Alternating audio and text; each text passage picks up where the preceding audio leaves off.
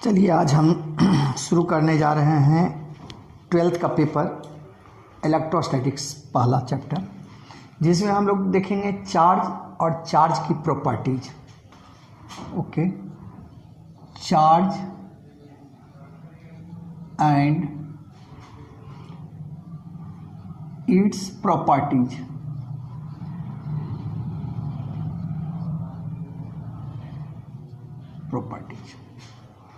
Item में तीन चीज़ें होती है, एक होता है इलेक्ट्रॉन, दूसरा होता है प्रोटॉन और एक होता है न्यूट्रॉन।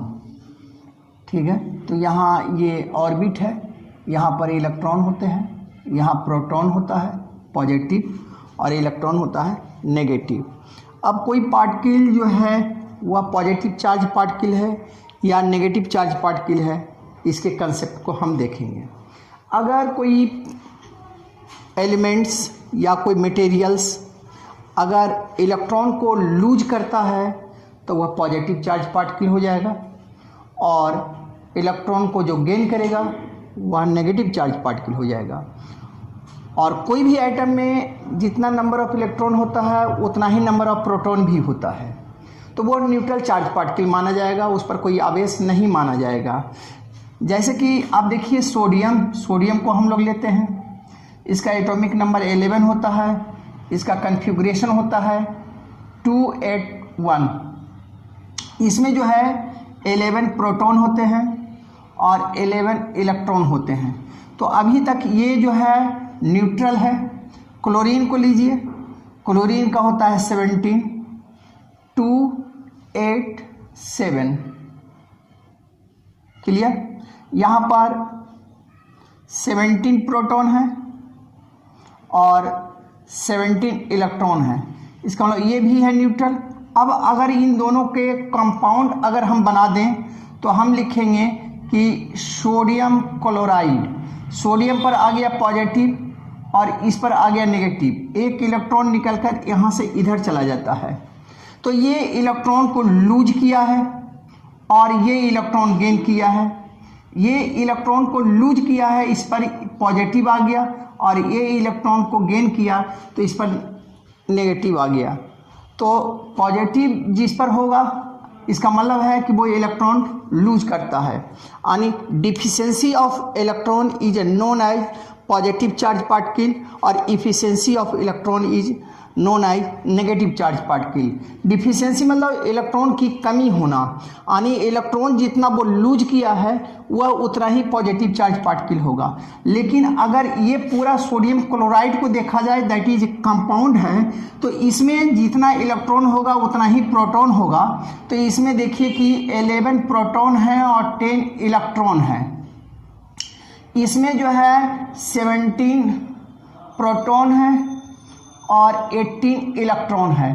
तो इसको अगर जोड़ेंगे और इसको अगर जोड़ेंगे तो दोनों का वैल्यू आपको सेम मिल जाएगा। ये हो जाएगा 28 और प्रोटॉन हो गया, और ये भी हो गया 28 इलेक्ट्रॉन हो गया।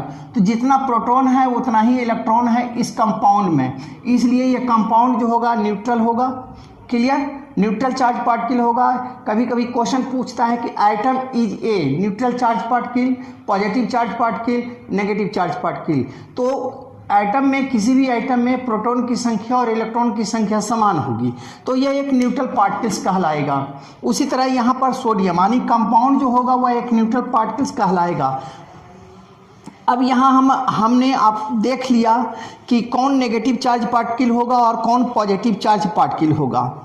ठीक है, जो लूज करेगा, जो इलेक्ट्रॉन को लूज करेगा वह पॉजिटिव चार्ज पार्टिकल होगा, यानी deficiency of electron, deficiency of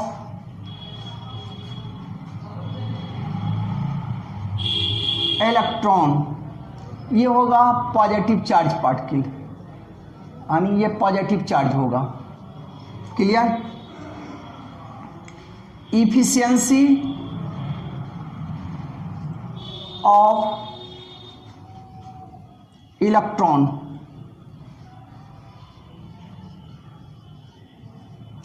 ये नेगेटिव चार्ज पार्टिकल हो गया। क्लियर।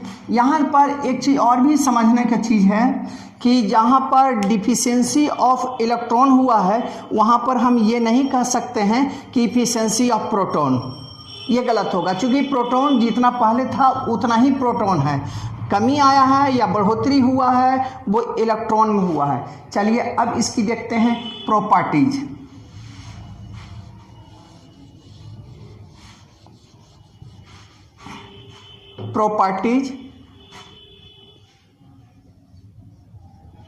प्रॉपर्टीज पहला हम देखेंगे मास ऑफ प्रोटॉन जो होता है वह 1.6 इंटू 10⁻⁻27 kg होता है। क्लियर। और मास ऑफ इलेक्ट्रॉन होता है 9.1 इंटू 10⁻31 kg होता है। ओके। अब यहाँ पर देखते हैं कि पावर जिस पर कम हो, नेगेटिव पावर जिस पर कम होगा वो वैल्यू ज़्यादा होगा। तो यहाँ पर MP ग्रेटर दैन ME, इस बात को हम याद रखेंगे। चार्ज दोनों का इक्वल होगा। ठीक है। Charge of electron equals to charge of proton, ये हो जाएगा 1.6 इंटू 10⁻⁻19 कूलम। ये बात हमें याद रखना है, डाइपोल मोमेंट में ये काम आएगा। अब इसमें हम एक चीज़ देख लिए कि चार्ज है तो उसका मास भी है, लेकिन मास है तो चार्ज न्यूट्रल है। यहाँ पर एक पॉइंट आपको मिलता है, क्योंकि कंपाउंड जो हमने लिया उसमें कंपाउंड में जो है इलेक्ट्रॉन और प्रोटॉन दोनों इक्वल मात्रा में होने के कारण वो चार्जलेस हो गया। अब यहाँ पर हो गया, अब यहाँ पर एक बात आ जाता है कि मास जो है चार्ज के बिना एग्जिस्ट कर सकता है और चार्ज जो है मास के बिना एग्जिस्ट नहीं कर सकता है। अगर चार्ज है तो उसमें मास रहेगा ही रहेगा, लेकिन मास है तो चार्ज न्यूट्रल होगा। क्लियर। इस बात को भी हमें याद रखना है। अब जो है लाइक चार्ज जो होगा वह रिपेल होगा, डिसलाइक चार्ज जो होगा वो अट्रैक्ट होगा। ये पॉजिटिव चार्ज है, यहाँ पर पॉजिटिव चार्ज है तो ये रिपेल इधर होगा, ये रिपेल इधर होगा, यानी ये इसको पुश करेगा और ये इसको पुश करेगा। क्लियर। तो like charge always repel but like charge not must be repel, इस बात को समझिए। यहाँ पर ये कैपिटल Q है, यहाँ पर स्मॉल q है। ये संभव तभी है जब capital Q greater than Q, ठीक है, लेकिन capital Q very very less than two Q, that is not repel. तो ये रिपेल की सिचुएशन में नहीं होगा। क्लियर। अब यहाँ आपको पढ़ना है कि रिपेल का मतलब होता क्या है। रिपेल का मतलब होता है धक्कम धुक्की करना। आप ये समझ लीजिए कि कोई चार्ज ऐसा है जिसको धक्का देने की स्थिति में वो नहीं है, वो उसको पुश नहीं कर सकता है। वैसे स्थिति में जो है एक चार्ज बहुत बड़ा है, दूसरा चार्ज बहुत छोटा है, तो आप रिपेल की सिचुएशन यहाँ डेवलप नहीं हो सकता। इस बात को हमें याद रखना होगा। यानी लाइक चार्ज और repel if one charge is slightly less than other charge, यानी एक चार्ज का जो मान है दूसरे चार्ज के रिस्पेक्ट से स्लाइटली कम है। अगर बहुत ज़्यादा कम है तो वह रिपेल का सिचुएशन डेवलप नहीं होगा। क्लियर। यहाँ और डिसलाइक चार्ज और अट्रैक्ट, डिसलाइक चार्ज जो होगा, डिसलाइक का मतलब हो गया ये पॉजिटिव है ये नेगेटिव है, तो ये इसको अट्रैक्ट करेगा और ये इसको अट्रैक्ट करेगा। तो डिसलाइक चार्ज जो होगा वो अट्रैक्ट होगा और लाइक चार्ज रिपेल होगा। क्लियर। चार्ज जो है वह हमेशा बंडल में रहता है। क्लियर। चार्ज जो है वह हमेशा बंडल में रहता है। तो बंडल में रहने का मतलब है कि वो क्वांटाइजेशन ऑफ चार्ज होगा, यानी प्लस माइनस NE होगा। ठीक है, ये होगा quantization of charge, quantization of charge, यानी चार्ज जो है हमेशा सिंगल में नहीं होगा।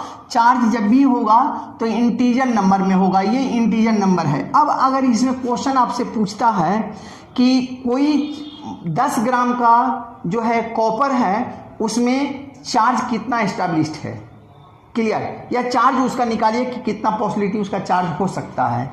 तब यहाँ पर एक नंबर, यहाँ पर जो है n जो है number of free electrons, number of free electron per unit volume, तब इसका फार्मूला होगा कि n equals to n naught X D by capital M। यहाँ पर वैल्यू हो जाएगा n नॉट का वैल्यू हो जाएगा एवोगाड्रो नंबर का वैल्यू होगा 6.022 इंटू 10⁻23, क्लियर। x जो होगा number of free electron per atom, x equals to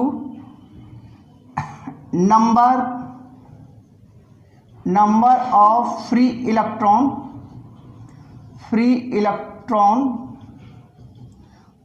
पर एटम। यहाँ केमिस्ट्री से अगर आप इसको लेंगे तो ये केमिस्ट्री में कहलाएगा वैलेंसी इलेक्ट्रॉन। अब ये कहेंगे कि कोई एलिमेंट है जिसमें 2 वैलेंसी होता है, एक कॉपरिक वैलेंसी, एक कॉपरस होता है, एक कॉपरिक होता है, एक फेरिक होता है, एक फेरस होता है। तो इन केमिस्ट्री के अनुसार the value of x is taken us state. कौन सा स्टेट लेंगे? तो अस स्टेट लेंगे, इक स्टेट नहीं लेंगे, क्लियर। और D is the density,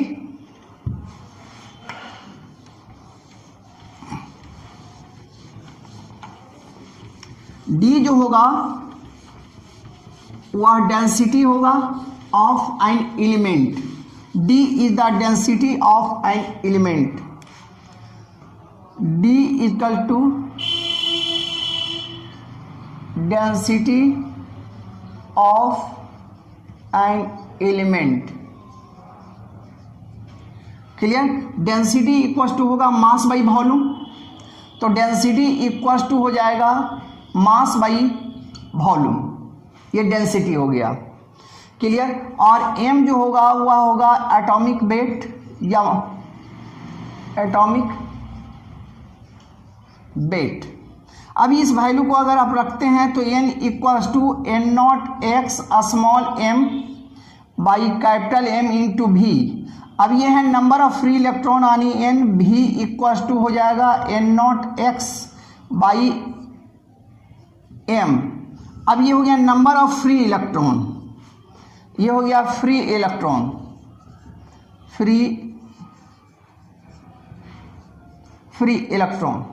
clear. अब फ्री इलेक्ट्रॉन में number of free electron per atom को अगर भागा दे देंगे हम तो निकल जाएगा नंबर ऑफ आइटम, यानी number of atom equals to हो जाएगा n naught m by capital M।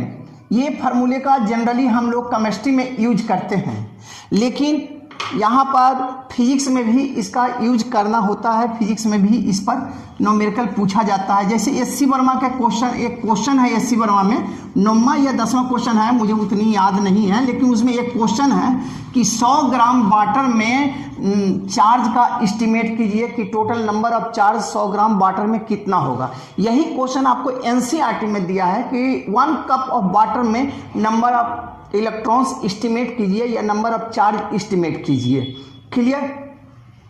अब इस क्वेश्चन को बनेगा कैसे? इस क्वेश्चन को अर्थमेटिक से भी लोग बनाते हैं, लेकिन इस क्वेश्चन को फार्मूला के तहत भी बनाई जा सकती है, क्लियर। 100 ग्राम वाटर में नंबर ऑफ फ्री इलेक्ट्रॉन्स तो होगा, तो ये n equals to Avogadro number 6 into 10⁻23 हम ले लेते हैं, और वाटर जो टूटेगा वो टूटेगा OH और प्लस H में टूटेगा, यानी इसका वैलेंसी X का वैल्यू हो जाएगा 1, x का वैल्यू हो जाएगा 1, और यहाँ पर जो हो जाएगा 100 ग्राम था, वहाँ पर अगर आप जोड़ते हैं, कहता है कि 100 ग्राम, तो आप यहाँ पर ले लीजिए 100 ग्राम, ठीक है। उसका वेट कितना हो गया, तो उसका वेट हो गया, हाइड्रोजन का हो गया 2 प्लस ऑक्सीजन का हो गया 16, ये हो गया 18। क्लियर। इसको आप इसको काट दें तो ये आ जाएगा, ये आपको मिल गया वैल्यू। तो यहाँ पर आ गया 1/3 इंटू 10⁻25, ये वैल्यू मिल गया, ठीक है। नंबर ऑफ यानी चार्ज इसमें ले लें तो Ne हो जाएगा 1/3 को 10⁻25 से आप मल्टीप्लाई कर दें, 1.6 इंटू 10⁻19 को आप मल्टीप्लाई कर दें तो आपको चार्ज निकल जाएगा। इसी तरह NCERT का जो बुक है उसको भी निकाला जा सकता है, उसमें 250 ग्राम वाटर की बात कर रहा है। क्लियर। तो अब यहाँ पर हम देखें कि इस आधार पर ये फार्मूले पर ये न्यूमेरिकल आपका सोल्व हो जाता है। चार्ज की ये चार्ज जो है वह एक स्केलर क्वांटिटीज है। क्लियर। चार्ज स्केलर क्वांटिटीज है तो वह अलजेब्रिकल लॉ को भी फॉलो करेगा। चार्ज स्केलर क्वांटिटी है तो अलजेब्रिकल लॉ को भी फॉलो करेगा, यानी कैपिटल Q इक्वल्स टू हो जाएगा summation I equals to 1 to n, है ना, और ये हो जाएगा QI। क्लियर। यह एक स्केलर क्वांटिटी होने के कारण ये नंबर में जुटेगा। यानी चार्ज जो है एक एडिंग प्रॉपर्टीज भी रखता है, यानी अलजेब्रा की तरह वो एक एडिंग प्रॉपर्टीज रखता है चार्ज। क्लियर। और चार्ज क्वांटाइजेशन भी होता है जैसा कि आपने देखा। ये हमारा था चार्ज का और उसकी प्रॉपर्टी। अगले लेक्चर में मैं आपको लेकर आऊँगा इंडक्शन एंड कंडक्शन। अगर हमारा वीडियो आपको अच्छा लगता है, मटेरियल जो है हमारा आपको यूज आता है, तो हमारे चैनल को सब्सक्राइब कीजिए और आइकॉन के घंटी को दबा दीजिए, और साथ ही साथ लाइक करिए ताकि मैं अधिक से अधिक वीडियो लाऊं और उससे आप लाभ उठाएं। ठीक है दोस्तों।